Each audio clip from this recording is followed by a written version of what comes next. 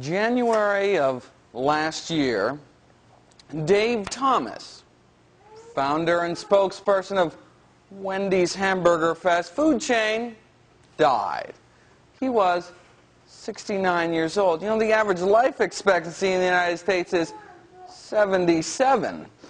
Wendy's spokespersons, however, denied any relationship between the bacon double cheeseburgers, another fast food fare he hawked on television, and his earlier near-fatal heart attack or his earlier quadruple bypass operation.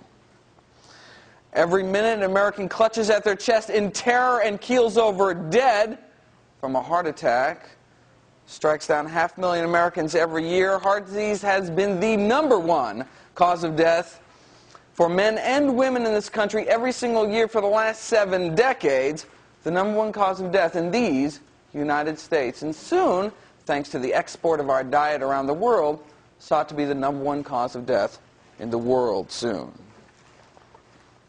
Now contrast Dave Thomas with Jay Dinshaw, founder and spokesperson of the American Vegan Society. Just a tireless advocate for the animals, a true inspiration. But I never got to meet him because he died too, apparently of a heart attack. He was 66 years old.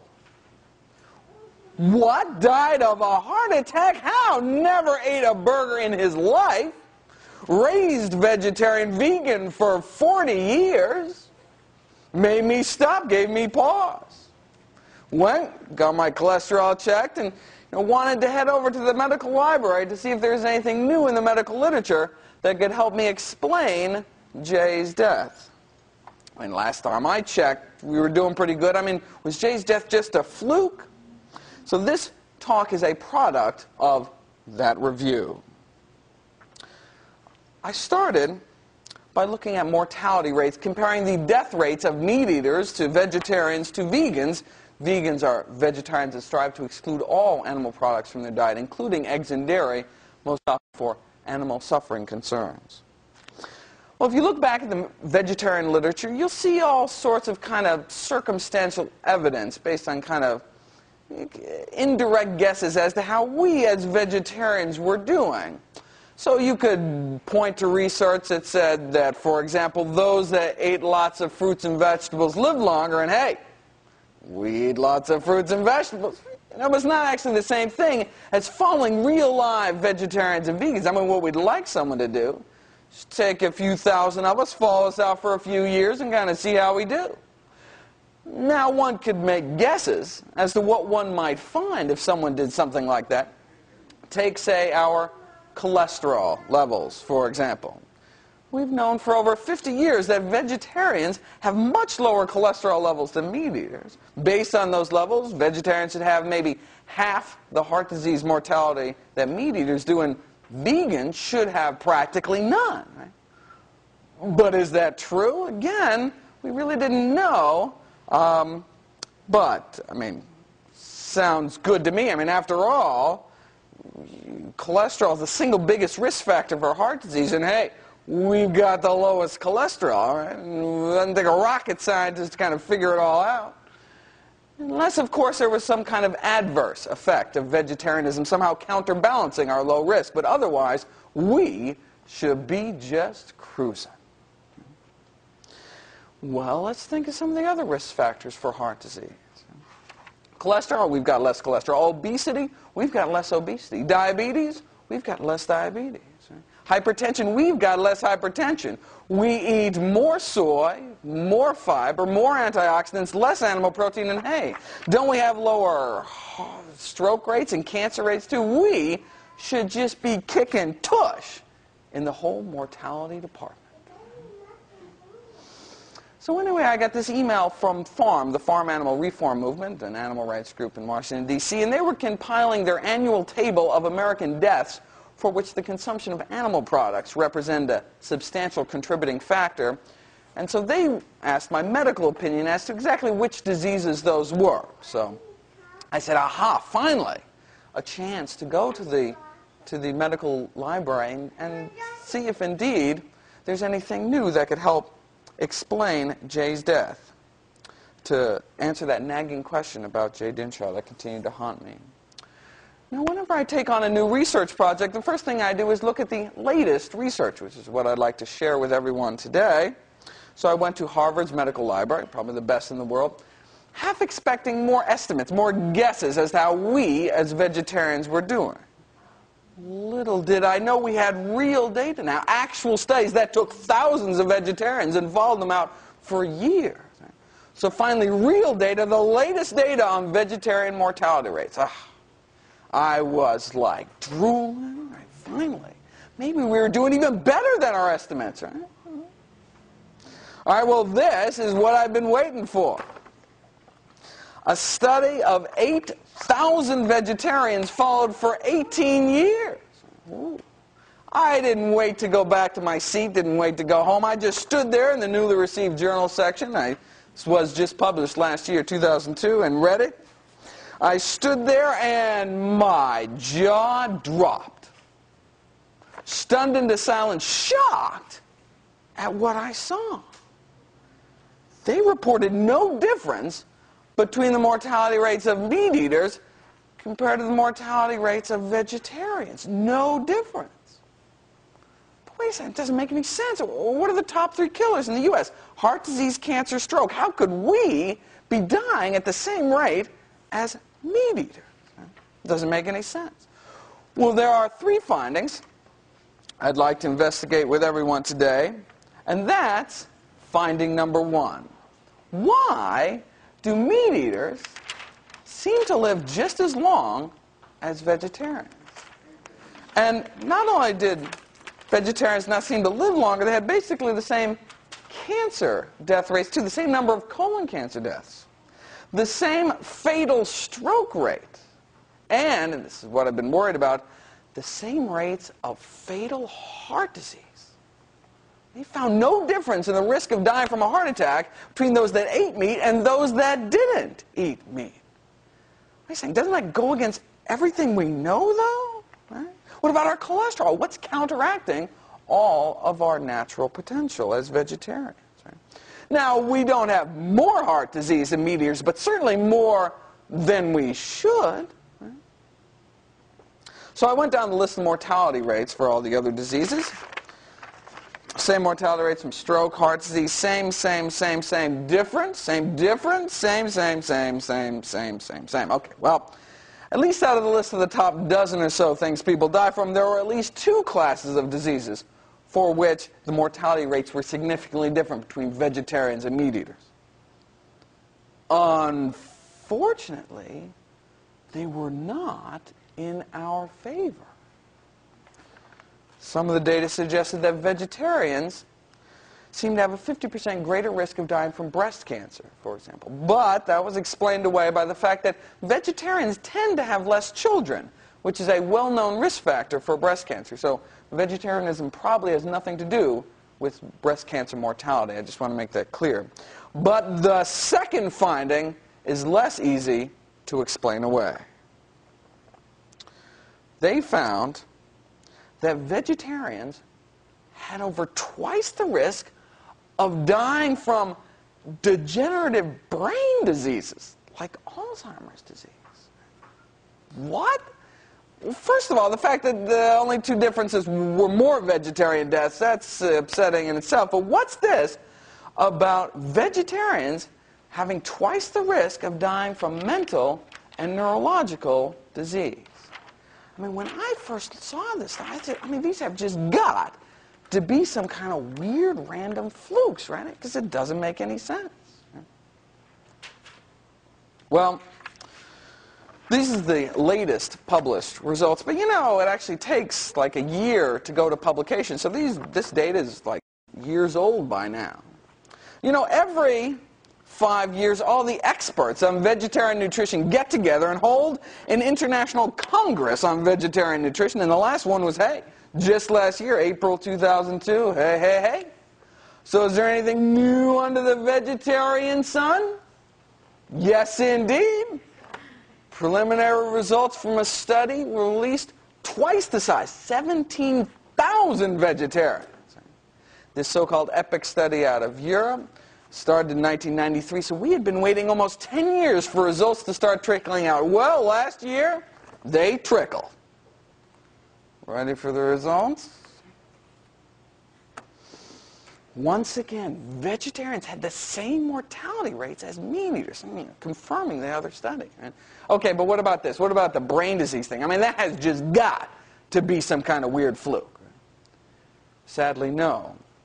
There was only one significant difference this time between the mortality rates of vegetarians and meat eaters, and that was that vegetarians had a 50% greater risk of dying from brain disorders. Now, right now, all the smug vegans in the room are thinking, I know what's going on, right? Isn't milk just liquid meat? Right? All that saturated fat and cholesterol, and indeed, dairy is the #1 source of saturated fat in the American diet. Right? And aren't eggs like little cholesterol bombs? No wonder they're not doing so hot. Right? They're dragging down the average, right? Separate out the vegans, and then you'll see a little longevity, baby, you know? Well, unfortunately, neither of these two studies separated out the vegans. All right, so where can we turn? Well, this is the latest research, both published and unpublished. What about the best? Well, you know, the best research we have to date is probably this study, published in the American Journal of Clinical Nutrition, called Mortality in Vegetarians and Non-Vegetarians. And what these 12 researchers did was took all the biggest and best studies to date and kind of pooled all the data together. So they took a decade of mortality data from 28,000 vegetarians from Germany, the UK, and California, and found no survival advantage for vegetarians. What about vegans, though? We don't eat all that cheesy crap, and we have even lower cholesterol levels, right? Vegans didn't live any longer either. Same mortality rates as meat eaters. Wow, there must be something really working against vegans if we can die those kind of heart disease rates with such low cholesterol levels. Right? Now, this isn't the end-all, be-all. Though it had 28,000 vegetarians, it only had a few hundred vegans. This new EPIC study out of Europe has thousands of vegans who will soon become the best study on vegans in human history. Unfortunately, having seen some of the preliminary data and spoken to the principal investigators over there, there's no reason to suspect that the results will come out any different than what we see right here. And in fact, just last month, the results from the famous German Heidelberg study were released. 2,000 people followed for 21 years, and the vegetarians lived longer than the vegans. And those who ate meat on occasion outlasted them all. All right, before I go about exploring these findings, I would just like to throw up a third finding I'd like to investigate today, and throw up is right.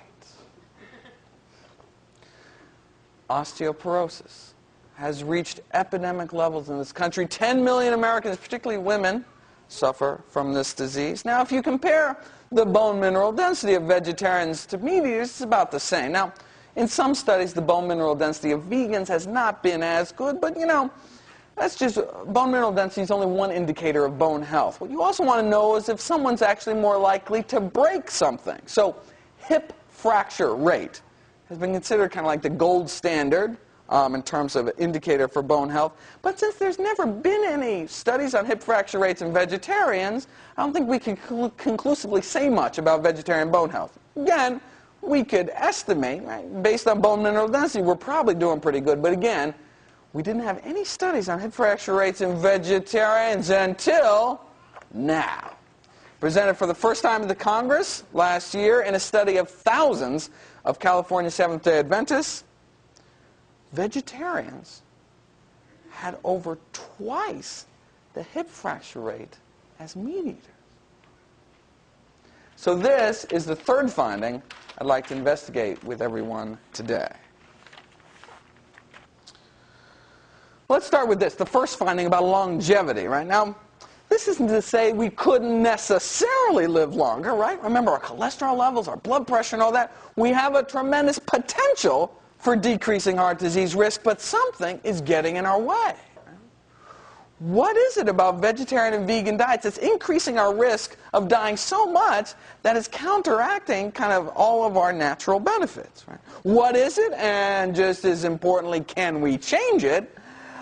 And the good news is, about time for some good news, and the good news is that yes, we think we know exactly what's going on, and yes, with but a few simple changes, not only will we reclaim all of our natural vegetarian advantages, but we may surpass our highest expectations. Turns out there are two major things about vegetarian diets, and we are going to nail both of them today. As an aside, though, I mean, just because we don't seem to live longer, even as we are now with no changes, just because vegetarians don't seem to live longer doesn't mean they're not healthier. I mean, vegetarians do have lower rates of obesity, high blood pressure, diabetes, colon cancer, heart disease, appendicitis, the list goes on and on. So it still makes sense to go vegetarian, even if just for health reasons alone. So it still makes sense to go vegetarian, even if just for health reasons alone. But, you'd think with all that, we'd have some kind of survival advantage, right? What is it about vegetarian, and particularly vegan diets, that's increasing our risk so much, it's canceling out our potential? What are we lacking in our diets? What are we deficient in? Well, to begin our detective story quest, one might start thinking, well, what other risk factors are there besides, cholesterol, high blood pressure, diabetes, all that, because we're kicking tush in all those, right? Well, to answer that question, one might ask, well, what interventions have been shown to decrease heart disease risk, right? Not eating meat didn't seem to help much. So what has been shown to help? Well, if you take people who've already had a heart attack and therefore at high risk of having another one, and you put them on cholesterol-lowering drugs, their risk of subsequently having another heart attack and dying drops by about 20%. Right? Yeah, but for those at high risk minus 20% is still high risk. So then they gave people fish oil capsules, dropped their risk of subsequently dying by about 30%. Not bad, but let's just cut to the chase here. I mean, what's the best results anyone's ever gotten? Well, there was this one study in which heart disease mortality dropped over 70%. Cancer death rates were cut in half, too. What did they do? Researchers were sitting around one day in France looking at heart disease data, evidently something researchers do in France. They were looking at a graph of heart disease mortality versus cholesterol levels. And not surprisingly, the graph looked like this. Right? The more cholesterol you have in your blood, the higher your risk of dying from heart disease. We've known about this forever, right? So let's say this is data from the United States. Now, but when you did this exact same thing, but charted people who lived in the Mediterranean region of Europe, you got a different graph. You got this. Now, notice, same relationship, right? I mean, the more cholesterol you have in your blood, the higher your risk of dying from heart disease. But check this out. At the exact same cholesterol level, those living in southern Europe around the Mediterranean have much lower rates of heart disease. Well, that's kind of weird. So they said, what the heck? I say what the heck in French, but they took these 600 heart patients and put half of them on a Mediterranean diet and put the other half on a so-called American Heart Association strict prudent step 2 diet in what was become known as the famous Lyon diet heart trial. After just 2 years, the survival benefit was so extreme in the Mediterranean group that they had to stop the study prematurely. An ethics committee came in and said it was just too unethical to keep feeding people the American Heart Association diet because there were so many more deaths in that group. And the results appeared quick, too, the survival advantage. After just 1 year, you could already see the results, whereas in those cholesterol-lowering drug trials, it took like 3 to 4 years to get that wimpy little 20% benefit. And now, after 2 years, 70% drop in cardiac mortality? Wow. All right, so researchers took blood from everyone, analyzed their diets, trying to find out what it was about this diet that had such a magical effect. So we have the Mediterranean group.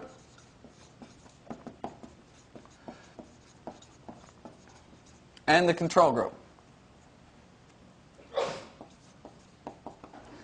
So, well, the first thing they did was looked at cholesterol levels. And after all, cholesterol is the single biggest risk factor for heart disease, and found that after 2 years on this American Heart Association diet, their average cholesterol was 239.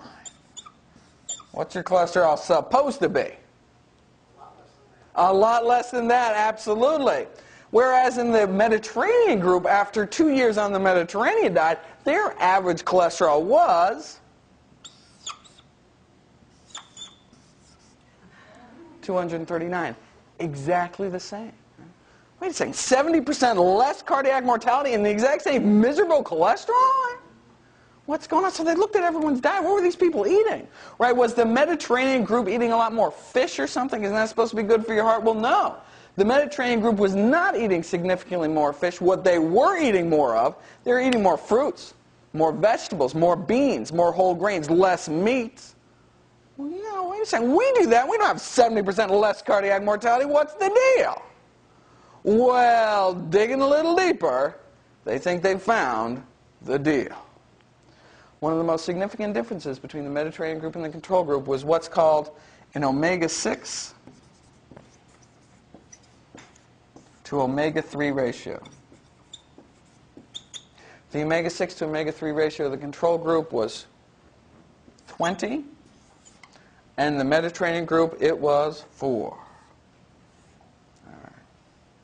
All right, well, what's an omega-6, what's an omega-3, and why does the ratio make any difference? Well, fats and oils are made up of constituents called fatty acids.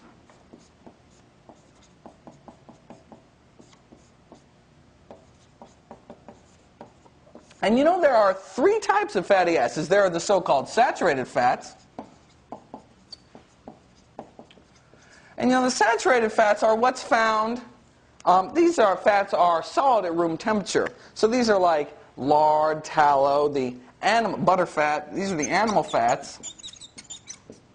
And also some of the tropical oils like coconut oil and palm kernel oil. And these are bad for you. Bad.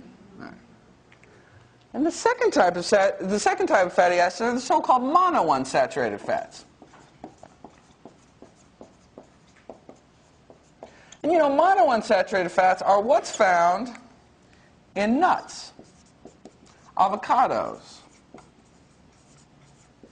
olive oil, and canola oil.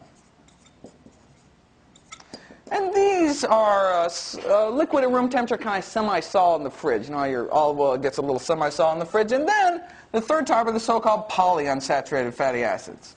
These are liquid at both room temperature and in the fridge. And you know, there are 2 types of polyunsaturated fatty acids, the so-called omega-3s and the omega-6s.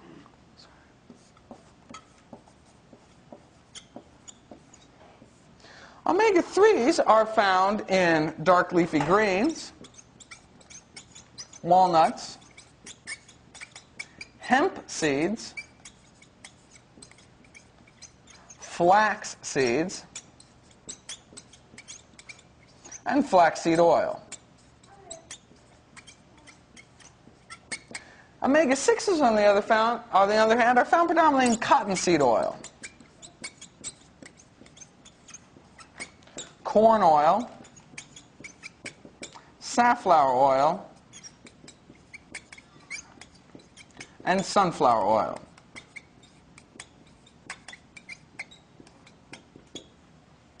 Now, to understand why this ratio makes any difference, we must take a quick diversion into the making of a heart attack.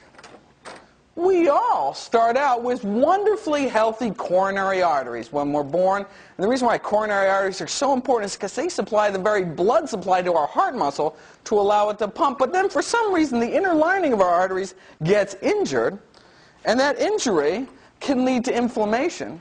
And that inflamed area of the arteries can lead to the buildup of oxidized cholesterol.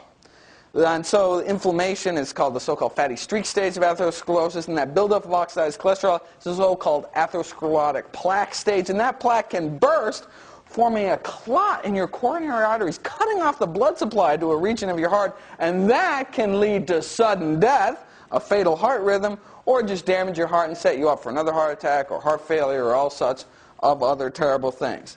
Now, up until now, all the attention has been focused on this stage. You know, the buildup of oxidized cholesterol. And you know, that's the stage we rock at. Not only do we have much lower cholesterol levels, but because of all the antioxidants we eat in our fruits and vegetables, we keep what little cholesterol we do have from getting oxidized. Okay? But what about all these other stages? That's where omega-3s come in. There is an enzyme in our body that converts the omega-3s we eat to a magical substance called EPA. And some of that EPA goes on to produce magical substance number 2 called DHA. Monounsaturated fats are good for you. These are great. What's so great about these things? Well, they block the inflammation stage. They even block the clot formation stage. They even block this whole sudden death thing. No wonder they're so great. Omega-6s, on the other hand, use this exact same enzyme to produce a substance called AA. And you know, AA is not so great.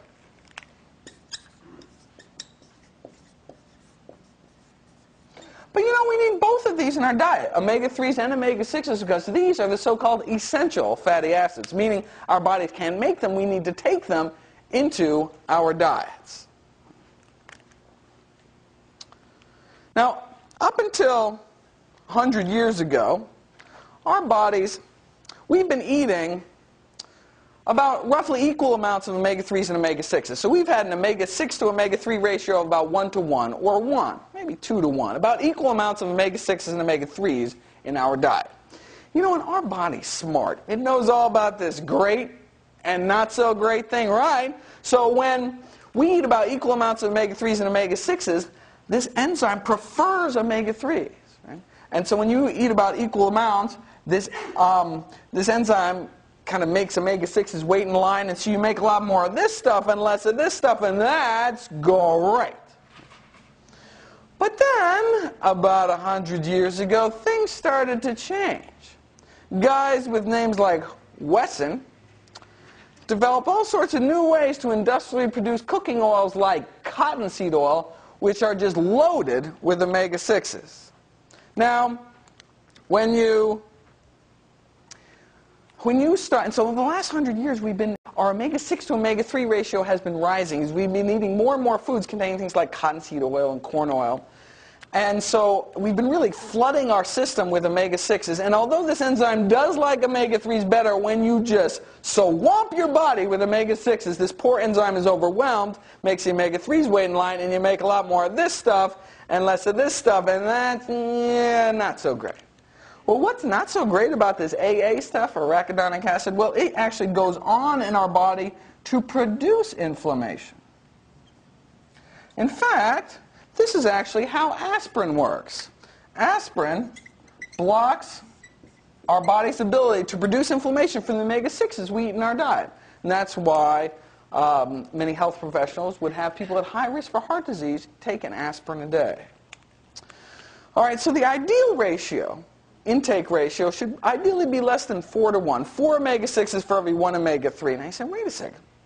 I thought the omega-3s were the good ones. Well, yes, indeed, but again, this enzyme prefers omega-3s, such that you can eat 4 times as many omega-6s and only 1/4 the amount of omega-3s, and you still make all the EPA and DHA you need, or at least that's the theory.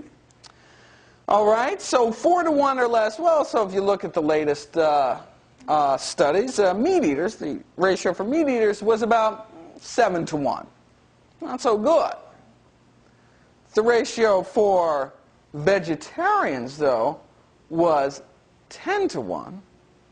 And the ratio for vegans was 15 to 1. There was a recent study on vegan kids that found a ratio of 44 to 1. Just off the charts. All right, well, where do most people get their omega-3s? Well, in this society, mostly from fish, some in poultry, a little in eggs. And not only are vegetarians not getting enough omega-3s, but it turns out in surveys that for some reason vegetarians are getting 2 to 3 times as many omega-6s as the general population. For some reason, vegetarians and vegans are just eating a lot of processed foods containing cottonseed oil and corn oil. And meat eaters can cheat. The flesh of oily fish like sardines contains preformed EPA and DHA. Right? So fish eaters don't have to worry so much about this ratio, don't have to worry so much about this enzyme, because they're getting EPA and DHA directly into their diet. And that's why you give people fish oil capsules and their risk of heart disease drops, dying from heart disease drops about 30%. And that's the reason why the American Heart Association recommends 1 to 2 fatty fish flesh meals a week. And that's reason number 1 why vegetarians may not be doing as well as we should. Okay, so what's a vegetarian to do? Well, how do we get our ratio down? Our ratio down to facilitate the making of this stuff and less of this stuff. Well, wait a second. Maybe if we ate more omega-3s and less omega-6s, that would work. All right, well, where do we get omega-3s from? Yes, indeed, greens and walnuts, but you would have to eat a lot of spinach salads with walnuts every day to get your omega-3s for the day. Thankfully, the most concentrated source of omega-3s on the planet is not fish, it's flax seeds. Flax seeds are one of the world's original health foods, been widely prized throughout history. Hippocrates used them. Mahatma Gandhi himself was right, ain't he always, when he said, wherever flax seeds become a regular food item among the people, there will be better health. He actually did say that. For more up-to-date reference, the alternative medicine guru, Dr. Andrew Weil, has stated that if you just make a single change to your diet, if you can just make one change to your diet, it should be to add flax seeds to your diet. All right? So, well, how do you eat them? Well, you go to your natural food store like Green Star Co-op. And you can find them in the bulk section for 99 cents a pound. There are golden ones and brown ones. Nutritionally, they're identical, so pick your favorite color. Flax seeds come in nature's finest packaging. They're hard, natural, whole, which keeps them fresh, such that you don't even have to refrigerate them. You can keep them on your kitchen counter in an airtight container for a year, and they do just fine. Unfortunately, nature's finest packaging is just a little too good, such that if you eat the whole seed, it just kind of comes out the other end, doesn't do you any good. So, you need to grind them up. So, spice grinder, coffee grinder, food processor, a good blender will do it. You can actually buy at Green Star Cooperative Market pre-ground flax seeds for $3 a pound, but a pound will last you for months. How much of this stuff do you actually have to eat? Recommendations keep changing. The NIH disagrees with the World Health Organization, disagrees with Europe, but I think the research points to everyone eating 1 to 2 tablespoons of ground flax seeds every day of your life until you die. And that's about equivalent to American Heart Association's 1 to 2 fatty fish flesh meals a week. Now, and once you do grind it, then you do have to put it in the refrigerator, but ground flax seeds last for months in the refrigerator, although it should not last for months because you're going to eat it every day. What do you do with this stuff? Well, it's ground flax seeds, a light nutty powder. You can do it. You can sprinkle it on your oatmeal or whatever you're eating throughout the day. You can bake with it. You can make muffins, breads, all sorts of things with it. My current favorite is smoothies, though. You take 2 tablespoons of flax seeds, grind them up, and then half a frozen banana, some frozen blueberries, and some nice organic soy milk. Oh, the flax seeds have this real binding quality such that you get these really thick, milkshakey smoothies. In fact, because of that binding quality, you can actually use ground flax seeds to replace eggs in baking. You take 1 tablespoon of ground flax seeds, mix it up with 3 tablespoons of water, and then you mix it up to it's all frothy, gooey, snotty, and that replaces 1 egg in baking. And that's actually the preferred egg replacer of my favorite vegan cookbook author, Joanne Stepanek, if I can give away all her secrets. Yes? They do not, and that's the amazing thing about ground flax seeds. You can bake them 350 degrees for an hour, and it doesn't hurt the omega-3 content at all, which is quite surprising. However, that's not the case with the flaxseed oil.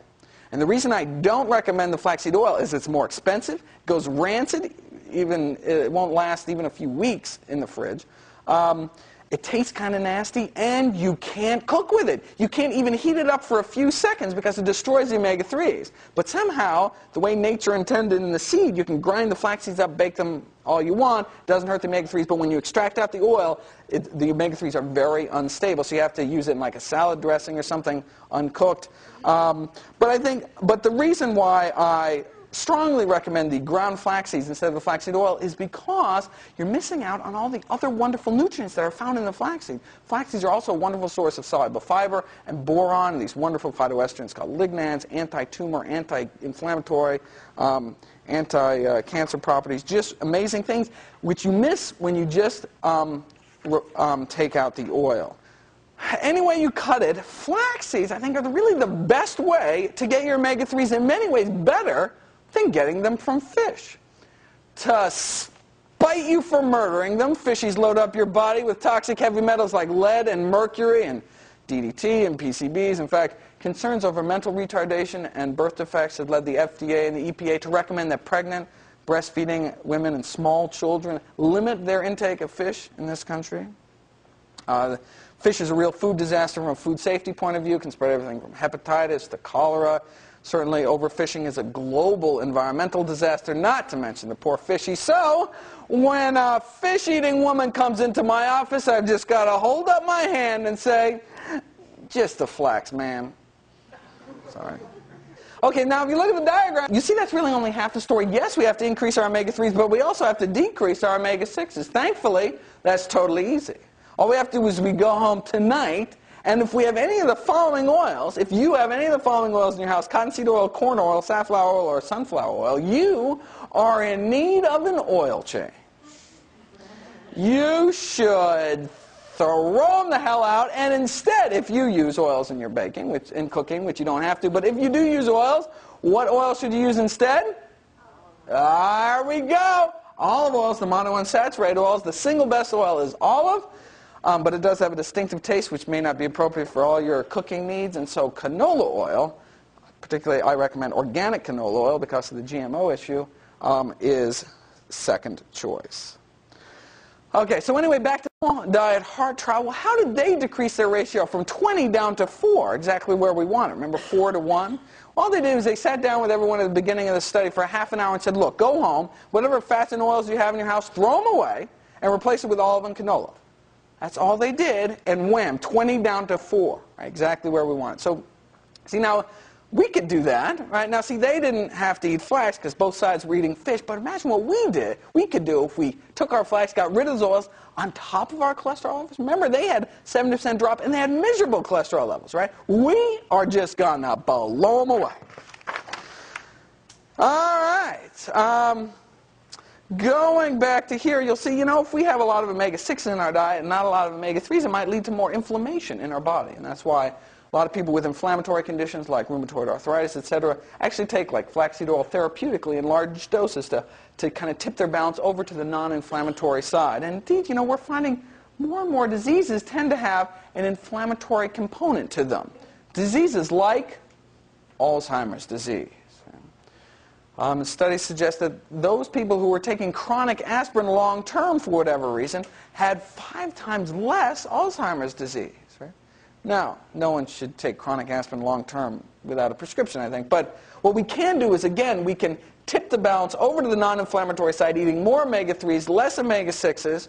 So am I saying that the same dietary change that's going to decrease our risk of heart disease is also going to decrease our risk of Alzheimer's as well? Yes, indeed. All right, so we have explored the first reason why vegetarians aren't living up to our potential, or more accurately, kind of out to our potential. Reason number 2 is probably even more important.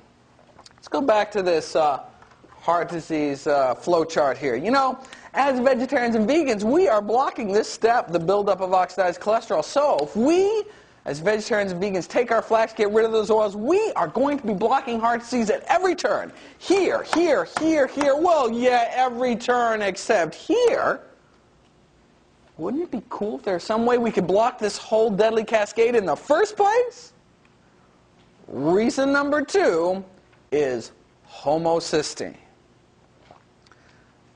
The homocysteine story started in 1968 when a Boston pathologist by the name of Coleman McCauley saw these 2 kids. It's always bad when pathologists see people because that means they're dead. An 8-year-old boy and a 2-month-old infant both died of massive strokes. Turns out they both had a genetic defect which led to abnormally high levels of this toxic metabolite called homocysteine, which led to these damaged cholesterol-clogged arteries in these little kids. And, you know, Dr. McCauley sat down and said, you know, I wonder if this homocysteine stuff has some role to play in adult heart disease as well. Well, he, you know, like many brilliant discoveries in the medical field, he was laughed at and ridiculed for years, but now we know. Now we know that homocysteine is a vasculotoxin, meaning it directly damages our blood vessels. Even moderately elevated levels of this toxic substance have just been shown to be a setup for heart disease. Right? So now the goal is to have a homocysteine level under 10. This is just micromoles per liter. It's kind of how we measure it. Again, this is a toxic substance, so we want low levels in our blood. And so if you look at data from 2001, for example, meat eaters have an average homocysteine level of 12. Not so good. But ovo-lacto-vegetarians had an average homocysteine level of 16. And vegans, 19. Houston, we have a problem. Seems that people with homocysteine levels as high as 16 are at 3-fold risk of dying from a heart attack. It's been estimated that if we just had a 5-point drop in homocysteine levels in this country, we would save the lives of 56,000 Americans every year. And as bad as vegetarians have it, there seems to be an epidemic of this so-called hyperhomocysteinemia, or too much homocysteine in the blood of vegans. And it's not just a vasculotoxin, it's a neurotoxin as well. It kills brain cells. People with homocysteine levels over 14 are 4 times more likely to develop Alzheimer's disease. And so this homocysteine is where we think the bulk of the blunting of our heart disease benefit comes from. This homocysteine is also where we think that our increased rates of degenerative brain disease come from as well. Because of our dangerously high levels of homocysteine. And the same thing with heart disease. Yes, we have less oxidized cholesterol, but we have so much more in this initial entry that it's canceling out our benefits. All right? Homocysteine is not just a vasculotoxin and a neurotoxin, though.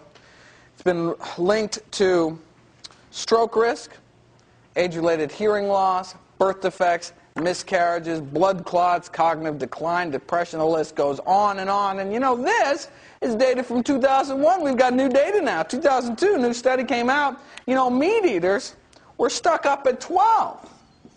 Not so hot. Vegetarians, ovo-lacto-vegetarians, had an average homocysteine level of 17, though, and vegans, 27. Oof. All right. So, 2 questions, right? 1, why the heck are we so high? And 2, how the heck do we get rid of it? Well, Homocysteine is a natural byproduct of amino acid metabolism, meaning it builds up in every single person every single day on this earth, and our body has three ways by which it gets rid of this stuff, three pathways by which it neutralizes this toxic substance into less harmful substrates. Pathway number one involves a vitamin called vitamin B6. Pathway number two involves a dietary component called choline. And you know, pathway 3 actually uses two vitamins. One's called folic acid or folate, and the other is called vitamin B12.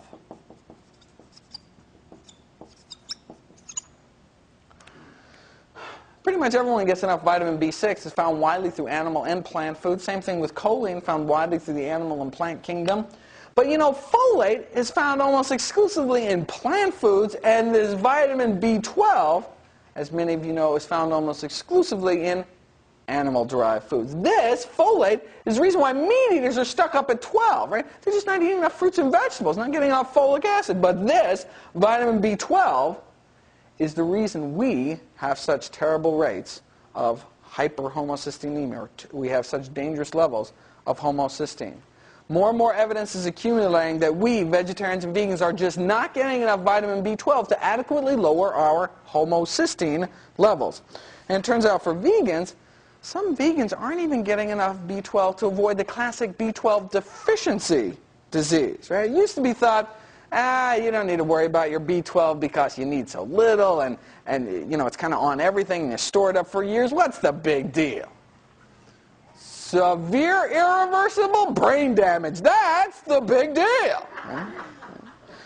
Well, what about herbivores like gorillas, right? They don't take no B12. They seem to be doing pretty good. Well, they also eat bugs, dirt, and feces.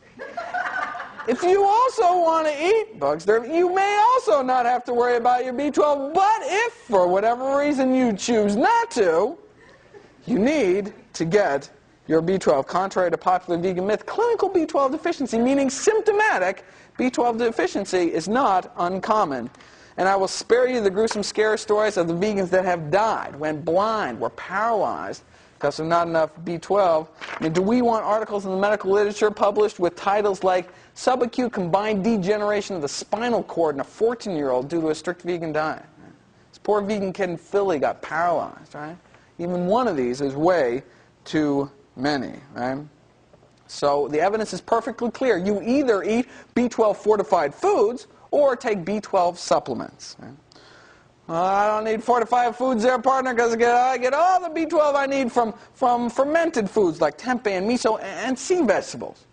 No, you don't. It used to be thought that lots of plant foods had B12 in it, but actually we were using a faulty test. We were using a test that didn't differentiate between active B12 and these so-called inactive B12 analogs, which look like B12 to the test, but actually unusable by our body. So it actually, if we do take in these B12 analogs, it may actually kind of clog up our B12 machinery and act as anti-B12.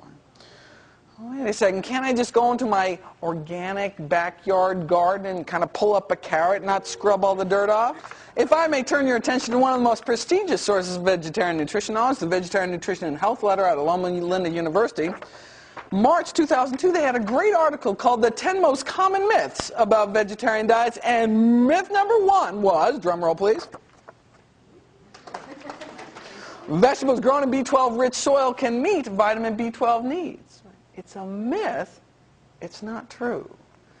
Okay, so I'll get into the nitty-gritty exactly how we should get our B12 in just one moment. I cannot help but mention one last study. The results from a really landmark study were released last year at the Congress by this Australian researcher who took all these vegetarians who had low B12 levels and had them fill out a well-being questionnaire, kind of how you're feeling, how you're doing, what's your mood, and then gave them B12 for a couple months, and then had them come back, fill out the survey again, and found that those whose B12 levels rose had highly significant improvements in well-being compared to like the sugar pill group. Right? So, and they felt better. They just had more reserve energy. In fact, my favorite anecdote is from Alex Hersheft. He's the president of Farm, founded Meat Out Day, president of the Animal Rights Conferences. He told me he was feeling tired and sluggish. Then he took his B12 and it was like wham, in his words, quote, "The effect was almost immediate and remarkable. My stamina and energy level are up and I feel middle-aged again instead of a tired old man." So take your B12. Odds are you'll feel better. Right? Your homocysteine levels will go down and you'll reduce your risk of getting paralyzed, demented, and dead. All for just pennies a day. You cannot get too much B12. You just kind of get expensive urine. So you cannot take too much B12. Now, your body can only absorb a certain amount, so you can't just go a couple months and take a whole bottle, right? But you need a regular, reliable source. But no, you cannot get too much B12. You just kind of excrete it out. And no, in fact, pregnant women really need to get B12 because they're getting B12 for two. What about lacto-ovos? Well, ovo-lacto vegetarians, those who eat eggs and dairy regularly, probably get enough B12 to avoid the outright B12 deficiency disease, but aren't getting enough B12 to adequately lower their homocysteine levels. It's kind of like vitamin C and scurvy.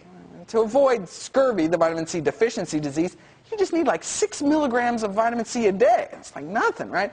Now, but if you actually want a functioning immune system and all the other wonderful things that vitamin C in foods does, well, you need it like 10 times that, like 60 or 100 milligrams a day. See, that which you need to avoid deficiency is not necessarily what you need for optimum health. The same thing with vitamin B12. About 25% of all ovo-lacto vegetarians have a functional B12 deficiency, meaning their homocysteine levels are just too high. And that figure may be more like 80% for vegans who've been vegan for 2 or more years. So B12 deficiency is actually not uncommon at all in the vegetarian community, but it needn't be so. Right? Nothing's written in stone. All we need to do is get our B12. And the studies have already been published. You take a whole bunch of vegetarians and vegans, you give them B12, and wham! Their homocysteine levels drop like a rock down to 8. Not up at 12? No. The only reason the meat eaters are stuck up at 12 is because they're not eating enough fruits and vegetables, right? But we can take advantage of our folate intake, right? And as soon as we get our B12, wham, down to 8, down into the safety zone. Right. And meat eaters are catching on. This, in a recent study called Vegan Diet-Based Lifestyle Program Rapidly Lowers Homocysteine Levels. They took these they took these meat eaters, put them on a vegan diet for 1 week.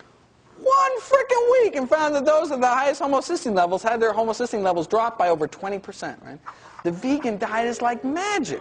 But now these were meat eaters, so they're like B12 coming out their ears, right? I mean, but all they needed was some fruits and vegetables to bring their homocysteine levels down. But imagine what we could do. We get our flax, get rid of those oils, take our B12, on top of our cholesterol levels, our blood pressure and all that, we are just going to walk all over. All right. So what we need to do to fight homocysteine, vitamin B12 in B12 fortified foods or supplements. If you want to do supplements, there's kind of 2 ways you can do them, weekly or daily. Probably the simplest method is to chew up 1 B12 tablet containing 2,000 micrograms or more once a week. So you can go down to Green Star Co-op and get these 5,000 microgram tablets. And so you can cut them in half and just take 1/2 of one of those pills once a week. Share a bottle with your friends. Comes out to be about $5 a year. Pick a day of the week. You know, I know my B12 day is Monday. I know every Monday I got to update the Mad Cow page, take my B12. You know, it's kind of part of my life. You know, that's what. B12 is indeed water soluble. So you can take it once in a week, and that's enough. You can, if you take high enough doses, you can take once a week because your liver actually stores it up. Although you can certainly, if you don't like to take, if it's hard for you to remember to take something once a week, and rather get in the habit of taking something once a day, then you have to take much less, 100 micrograms once a day. So if you have a multivitamin or something you take once a day, you should check to see if it has 100 micrograms or more of vitamin B12. And all B12, thank you for that question, all B12 in supplements and fortified foods is vegan. It's bacteria-derived. It's all, they just put it in a stainless steel tank. None of it is animal-derived. It's just too expensive. So having said that, some of the other filler ingredients might not be vegetarian. It might have gelatin in the capsule or something. But the B12 itself is vegan. All right. Now, for those of you who don't like taking supplements, well, you can get all the vitamin B12 you need by eating B12 fortified foods. The only thing you have to remember is if you rely exclusively on B12 fortified foods, you need to get at least 2 servings a day, separated by like 6 hours. So if in the morning you have a cup of B12 fortified soy milk, then in the afternoon or evening you can have something else with B12, like a teaspoon of the Red Star Vegetarian Support Formula nutritional yeast, or a lot of the fake meats and rice milks and soy milks and breakfast cereals, cornflakes, Raisin Bran, grape nuts. They all have vitamin B12 in them. You just have to read your labels. What about ovo-lactose? How much B12 is in the eggs and dairy? Well, you would have to eat like 5 eggs a day or 3 glasses of milk. That's an awful lot of saturated fat and cholesterol. Certainly would not recommend that. Okay. I don't seem to have those. Did you give me a stack of? Oh, there they are back here. I don't seem to have time to cover some of the other things like osteoporosis or chromium, copper, iron, iodine, magnesium, riboflavin, selenium, or zinc. So I typed up all my cut-to-the-chase recommendations, and we will pass them out as we speak and run through them before I conclude and take questions. All right, that will be, as that's going around the room, Dr. Michael Clapper, in part based on his vegan health study, describes the status of minerals in the diets of many vegetarians and vegans as underappreciated, underconsumed, and underabsorbed. Right? If you'd like to read what Dr. Clapper says about the mineral status, our mineral status, I encourage everyone to read this very important article, which is found online on the bottom of that. You'll see it on your handout when you get it. Or, of course, if you don't have internet access, you can use the library, although it's probably only open for about 2 minutes. We'll hear the ding. Or you can, of course, read it up here. I have its copy up here. All right, almost everyone have it. Let's start at the top here. Vitamin B12 and omega-3s, we talked about that. Fortunately, I didn't get to talk about all this juicy stuff about DHA. Suffice to say, if you are even contemplating getting pregnant or are diabetic, you should take 300 milligrams of DHA every day, such that your baby gets it from months before, ideally months before conception, throughout weaning. And there are vegan sources in veggie caps available. It may actually be reasonable for all non-fish eaters to take DHA. It is an unanswered research question at this point. That is in addition to flaxseed for diabetics and pregnant and breastfeeding moms. Yes, indeed. And maybe appropriate for everyone. That's an unanswered question. Next, everyone have the copy? Get your vitamin D. Major study published in the American Journal of Clinical Nutrition last summer found, quote, irrefutable evidence that vitamin D deficiency is a major unrecognized epidemic in the United States. Right? Wait a second, isn't it just a sunshine vitamin? Can't you go out and just get a little sunshine? Not in Ithaca, not during the winter. Unfortunately, during the months of January and February, the sun's rays at this latitude are at such an angle that no matter how long you sunbathe naked here in Ithaca during January and February, you are just not going to make enough vitamin D, so you need to get it into your diet. One can actually get an entire day's supply naturally in a few mushrooms. Shiitake mushrooms and chanterelle mushrooms actually have natural vitamin D in them, but you have to eat like a dozen mushrooms a day. Certainly there's a lot of vitamin D fortified foods like the soy milks and rice milks and other motherless milks out there, as well as fortified breakfast cereals may come in handy here. And if you're not pasty white or don't want to die of skin cancer, so correctly use sunscreen, or you're young, or you're old, or if you own a cable modem, or don't get outside for whatever reason, you may want to take vitamin D in your diet year-round and not just during the winter. Okay. And so for vitamin D, the current recommendation is 200 international units a day for up to age 50, 450 to 70, and over age 70, 600 international units, although all of those are probably going up. So probably everyone needs a minimum of 400 international units, although the Institute of Medicine hasn't ruled on that yet. All right, next, 700 to 1,000 milligrams a day of calcium? Wait a second. I thought we didn't eat all that calcium because we don't eat all that calcium-leaching animal protein, right? Well, if I may point you back to the 10 most common myths about vegetarian diets, and this article is a full text online. You can see it, the URL is on the bottom of that handout. And myth number 2 is vegetarians need less calcium than meat eaters. It's a myth. It's not true. And I don't have a lot of time to talk about calcium, although I certainly can do it in question and answer. I would refer everyone to this very important article written by Ginny Messina called Hip Fracture Rates and Vegan Calcium Needs. And again, that article is online or up here. So, are you eating 3 cups of kale a day? 3 cups of bok choy, 3 cups of collards? Well, you should. That's how everyone should get their calcium. Or drinking 3 cups of calcium-fortified soy milk or 3 cups of calcium-fortified orange juice. You know, if you're not, you're probably not getting your recommended daily intake of calcium, so you may want to take a calcium supplement. I'd be happy to talk about calcium supplements if people are interested at the end. Now, you could drink the milk from a cow, but nutritionally, cow's milk is not the best source of calcium. It doesn't have lots of the wonderful things that dark green leafies have that are very important for your bone health, like vitamin K and boron and vitamin C, all important for bone health, but missing in dairy milk. And dark leafy greens don't have a lot of things that you don't want, like the saturated fat and cholesterol and antibiotics and hormones and pus and all those other things that we don't want in milk, and retinol. Vitamin A palmitate. This animal-derived vitamin A that's added to the low-fat milk supply and is thought to critically weaken people's bones. That's why in the Harvard Nurses study, which looked at over 68,000 women, found that those that drank the most milk had the most fractures. And the reason they think is because the low-fat milk, they were all health conscious, so drinking low-fat milk, right, because they didn't want to die of heart disease, drinking low-fat milk, and low-fat milk has this vitamin A palmitate or retinol added to it, and is thought to interfere with bone metabolism. And that's why we think these Seventh-day Adventist vegetarians out in California were breaking their hips so often, because they were all health conscious and drinking lots of low-fat milk, and that was weakening their bones.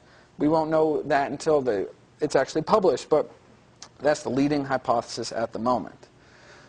Iodine. Alarming rates of iodine deficiency have been found among British vegans because they don't iodize salt over there. Now, the British milk drinkers were protected because they use iodine-containing disinfectants to disinfect the milk processing tanks and kind of leaches into the milk. It's kind of gross. But low iodine intake can lead to hypothyroidism, which can lead to high cholesterol and high homocysteine. So, if you don't use iodized salt or eat sea vegetables, right, or drink milk, you need to get iodine from somewhere, and so you may want to take a supplement or eat some sea vegetables. You know, if you're one of those that uses natural sea salt, don't. If you use table salt, which is not a good idea for your health, but if you use table salt, you should use iodized table salt. It's a convenient way to get your iodine. And the best article I've seen to date on this is this written by Stephen Walsh in the Vegan Society.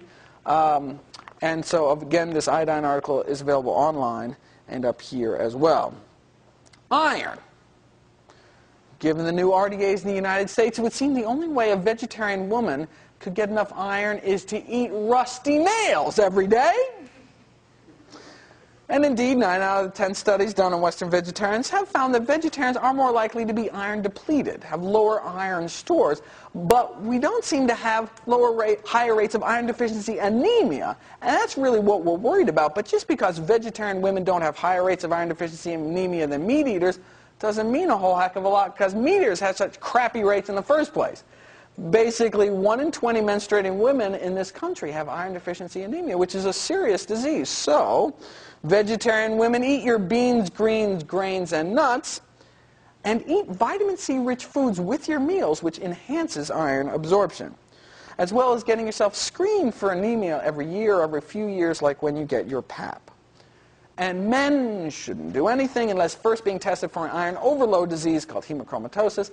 If you think you're anemic, you should really get tested. I don't think anyone should just take iron supplements without a prescription. Selenium works as an important cancer-fighting antioxidant.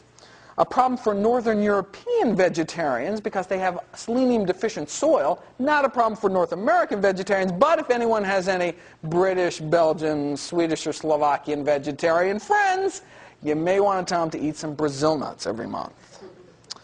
All right, not a day should go by without everyone eating greens, beans, nuts, whole grains, and fresh fruit. All right, so what's so good about greens? What's not good about greens? It's the healthiest single thing that we can possibly eat. Right? Eating just one serving of dark leafy greens or broccoli every day, and you cut your risk of hip fracture in half. Right? I am just in awe of greens. You should eat them every day. While we're on the subject of best and worst, the greens are the best thing we can eat. Anyone know what the most toxic or dangerous food or food ingredient in our current food supply is? What's the worst? Sugar's bad, but there's worse. Soda is bad, but there's worse. Coffee, yeah, a lot of coffee is bad, but there's worse. Shout it out.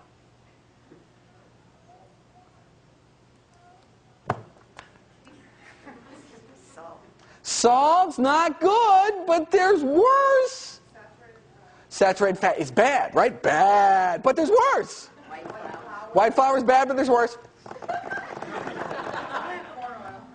Corn oil is no good for you, but there's worse. This cannot be the first audience. I've been on the road 11 months. Come on.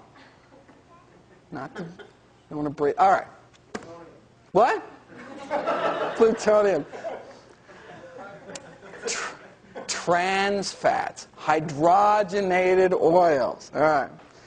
Trans fats are, these toxic trans fats are found only one place in nature.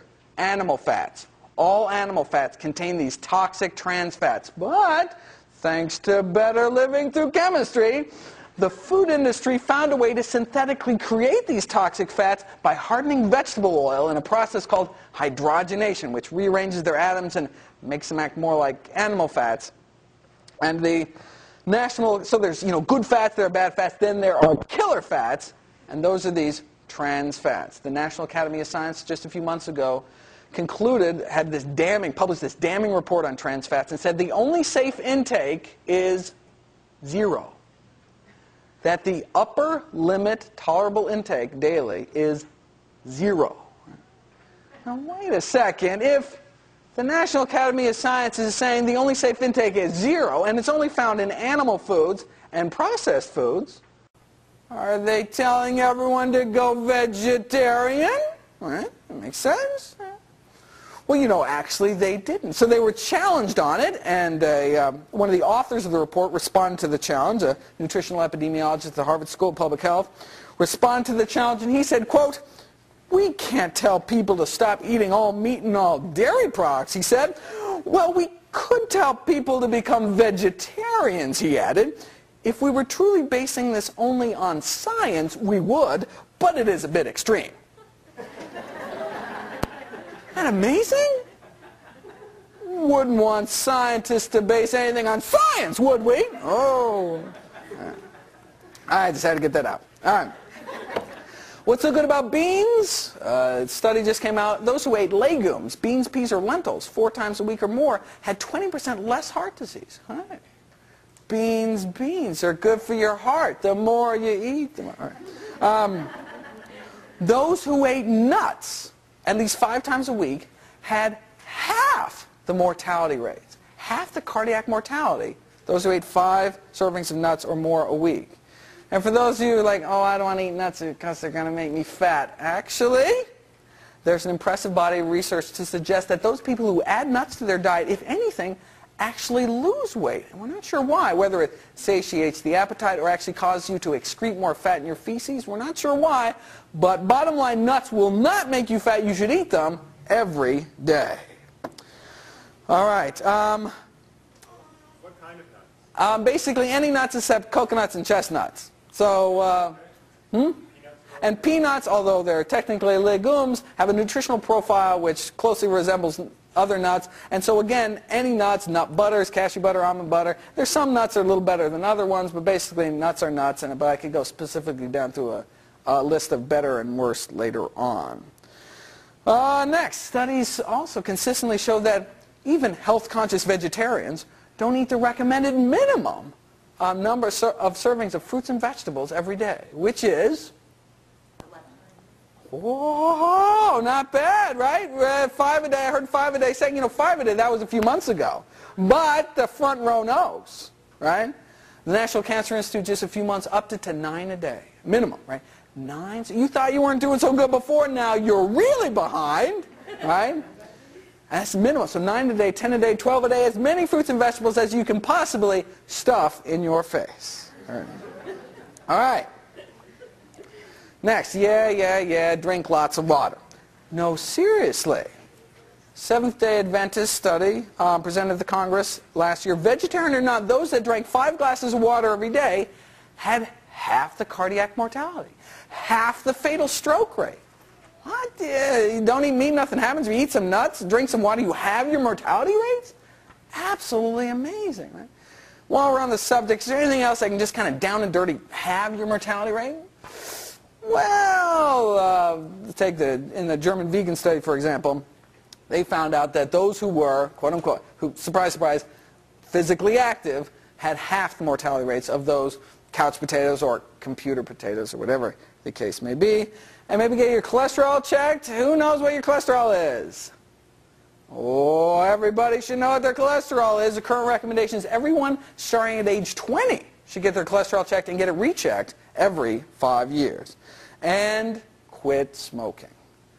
Cigarettes slice at least like 8 years off your life. All right, last but not least, Z is for zinc. I didn't mention anything specifically about zinc on there because, once again, greens, beans, nuts, and whole grains to the rescue. Vegetarians, though, are prone to low-body zinc pools, however. Inadequate zinc intake can impair one's immunity, impair one's taste sensation, and impair one's appetite. Serious deficiency can lead to growth stunting or small testicles. No one's actually gone around and measured the size of vegetarian testicles, but there was a taste acuity study that found that vegetarians couldn't taste as well as meat eaters. Now, I've kissed a few, and I think vegetarians taste pretty good. But, no, indeed, we should think about zinc. And while I'm being risque, especially men, since we lose like 20% of our RDA for zinc in every seminal emission, that's a good half cup of nuts right there. So, I'm serious. Beans, particularly sprouted or fermented, like tempeh and miso. Nuts and seeds, again, dry roasted or sprouted, are good sources. And again, fortified breakfast cereals may come in handy here as well. All right. My final words. When I first learned about this stuff, my first thought was like, it just doesn't seem natural, right? All these pills and weird oils and stuff. I mean, like, when human beings were evolving, they didn't take no calcium supplements, right? Well, I looked at that. I mean, they certainly weren't getting it from milk. Prehistoric peoples got all the calcium they needed from eating wild plants, like nettles, which are just loaded with calcium. It's estimated that prehistoric peoples got 2,000 milligrams of calcium every single day eating wild plants, right? That's 3 times what milk drinkers get in this country, right? But we just don't eat those kind of plants anymore because of the way we live in our modern world, right? And cavemans didn't have to take no flax, right? Well, again, that's because their ratio was 1-to-1. There's no such thing as trans fats, no such thing as cottonseed oil, right? And, interestingly, many of the wild plants have higher omega-3 contents than the cultivated ones. So, for example, purslane, the most common plant in the world, is dug up here as a weed, but everywhere else they eat it because it's so good for you, is one of the highest plant omega-3 contents in the world. But we don't eat weeds anymore. We eat iceberg lettuce, right? And they didn't have to take no vitamin D. Right? That's because they lived and worked outside. That's because they could work outside because there wasn't a big hole in the ozone layer. There weren't these smog-ridden cities and all that, And they didn't have to take no B12. Well, we used to be able to get all the B12 we needed from the water we drank, drinking out of a mountain stream or well water, But we don't get a lot of B12 anymore in our water because we chlorinate our water supply to kill off all the bacteria, right? So we don't get a lot of vitamin B12 in our water anymore. We don't get a lot of cholera either, right? So that's a good thing, right? But the bottom line is that we live in an unnatural world, which is compromising our health, compromising our vegetarian potential. But we can reclaim that potential with but a few simple changes and live a long life in optimum health. Thank you.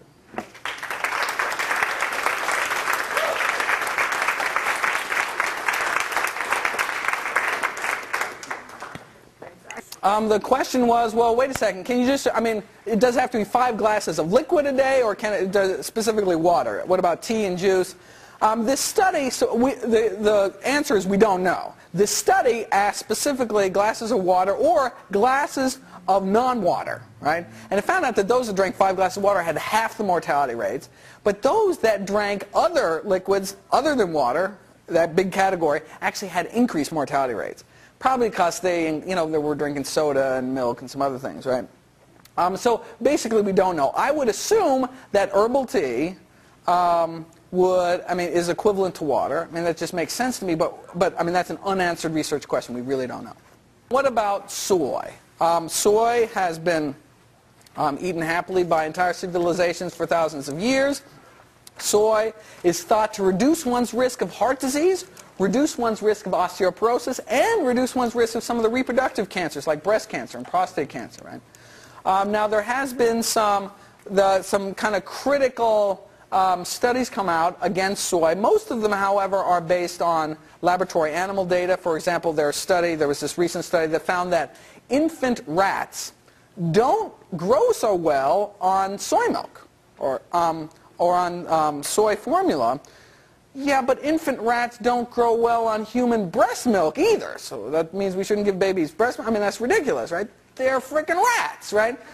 So I give very little credence to that kind of work. Now, there's only really one disturbing human study, period, and that's the Honolulu Heart Study, which was a good study. It took thousands of people, followed them out for decades, and did find that those who ate tofu in midlife actually had accelerated cognitive decline later in life.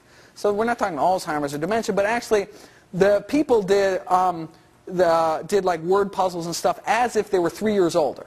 So the 70-year-olds actually completed tests like they were 73 if they happened to eat tofu